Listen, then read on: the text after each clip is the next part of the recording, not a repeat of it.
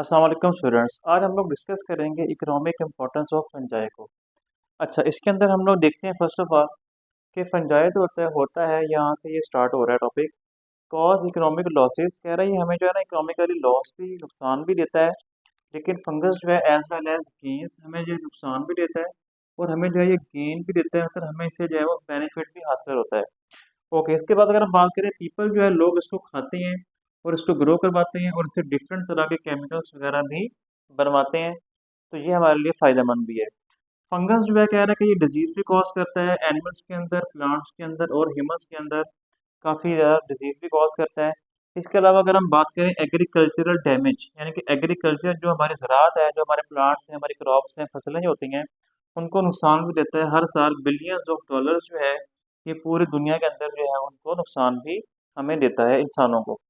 अगर हम बात करें इसकी इम्पोर्टेंस ऑफ यीस्ट की, अगर हम इनकी इसकी इम्पोर्टेंस की बात करें, जिस तरह यीस्ट एक फंगस है सिंगल सेल वाला, ये produce ethyl alcohol and CO2 from sugar like glucose bye fermentation, जिससे हमें जो है ना इथाइल अल्कोहल मिलती है, और कार्बन डाइऑक्साइड मिलती है। कब मिलती है?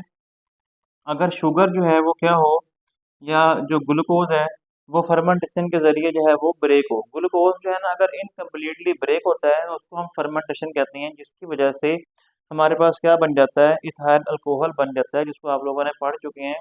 इसको हम अल्कोहलिक फर्मेंटेशन का नाम भी देते हैं। इसके अलावा वाइन बनाने में, बियर बनाने में और ब्रेड बनाने में ये जो यीस्ट है वो इस्तेमाल होता है। अगर हम बात कर लें ब्रूइंग की, ब्रूइंग कहते हैं मशरूबात, जो ड्रिंक्स वगैरह बनती हैं उसमें इसका इस्तेमाल है।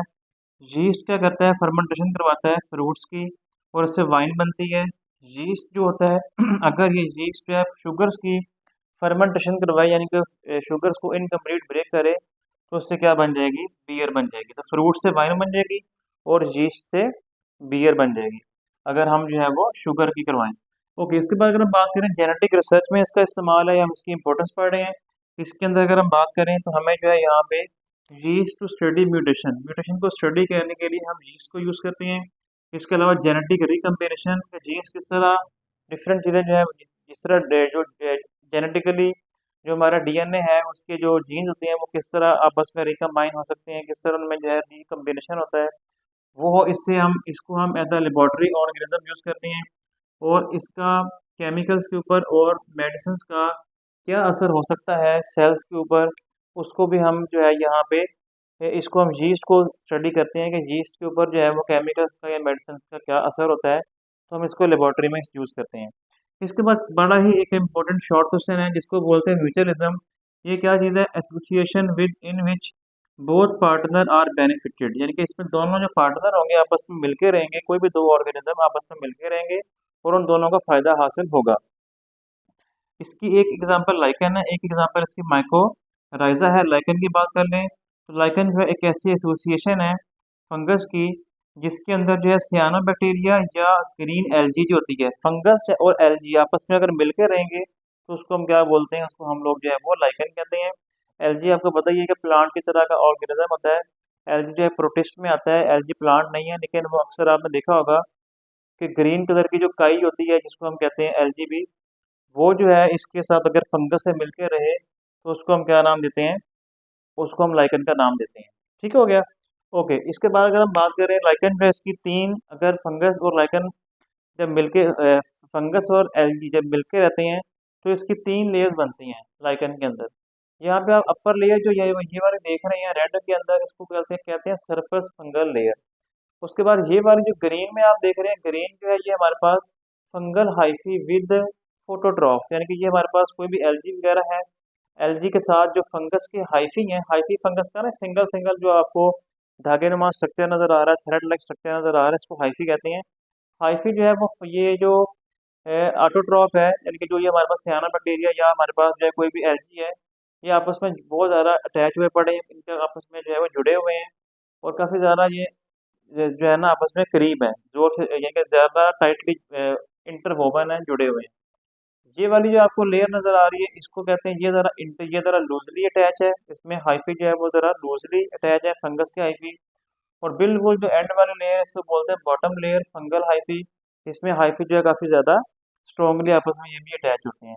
तो ये हमें हमारे पास एक जो है वो एक डायग्राम दिखाई हुई है लाइकन की डायग्राम में आपको ये फंगस के हाइफी और साथ ग्रीन में आपको जो है एल्गी को दिखा दिया गया है कि ये आपस में मिलके रहते हैं। ठीक है, इसमें होता क्या है, फंगस जो है वो क्या करता है, वो न्यूट्रिशन लेता है एल्गी से, और एल्गी जो होता है वो जो है वो प्रोटेक्शन लेता है फ्रॉम डेसिकेशन। एल्गी जो होता है उसको जो है ना डेसिकेशन नहीं होती।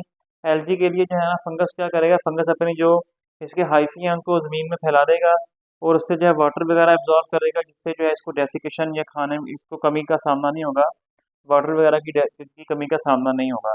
दोनों मिलके आपस में इकट्ठे अच्छी ज़िंदगी जो है वो गुजारते रहेंगे। ठीक है, माइक्रोराइजा इसमें क्या होता है, इसमें फंगस जो है यहाँ पे आपको नजर आ रहा है, ये मशरूम है। मशरूम आपको जो ऊपर सरफेस के ऊपर नजर आता है, ये हमारे पास एक ट्री है। ट्री इस टाइम बहुत ज़्यादा हैप्पी है। इसमें होता क्या है कि फंगस जो मशरूम है ना, यहाँ पे इसके जो हाइफी होते हैं ना, ये इसकी जो रूट्स हैं ट्री की, उसके साथ मिलके क्या करेंगे, दूर दूर तक फैल जाएंगे। हाइफी ज़्यादा दूर तक फैल जाते हैं। ठीक है, और फैलने के बाद जो फंगस ये जो सॉरी प्लांट की रूट्स होंगी, ये जो प्लांट होगा, प्लांट के लिए तमाम जो न्यूट्रिएंट्स वगैरह हैं, सब कुछ सारा न्यूट्रिएंट्स वगैरह एब्जॉर्ब करके वो प्लांट को देने देना शुरू कर देगा, and the plant will become very happy. ठीक है, और जो खुद भी इससे न्यूट्रिशन लेगा और इसको जो है इससे भी जो है वो न्यूट्रिशन इसको देगा।